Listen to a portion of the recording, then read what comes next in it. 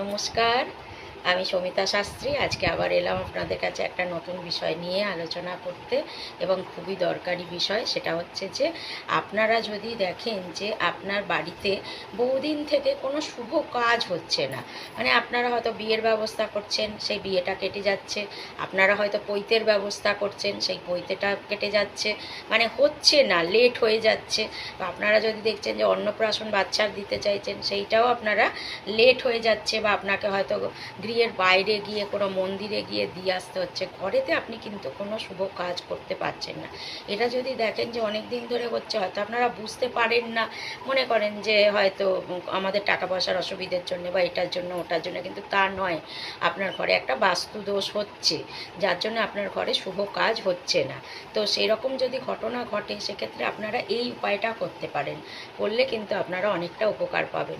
সেটা হচ্ছে যে আপনারা কালো কাপড়ে একটা, মানে আপনার হাতের মাপের একটা বড় ফটকিরি নেবেন, নিয়ে কালো কাপড়ে বেঁধে ওটা আপনার ঘরের মেন দরজা যেখানে, তার বাঁ দিকে ঝুলিয়ে দেবেন। আপনার যে ঘরের দরজা গেট, সেই দরজার বাঁ দিকে একটা কোণে ঝুলিয়ে রাখবেন, যাতে লোকের চোখে অতটা না পড়ে। বাঁ দিকের কোণে, দরজার পিছনে ঝুলিয়ে দেবেন।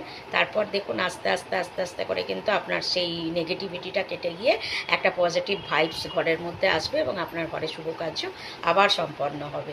তো করে দেখুন, ভালো থাকুন, সুস্থ থাকুন।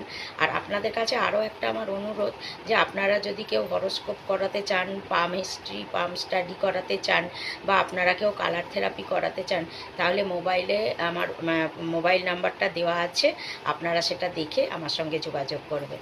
সকলে ভালো থাকুন, সুস্থ থাকুন। আজকের মতন শেষ।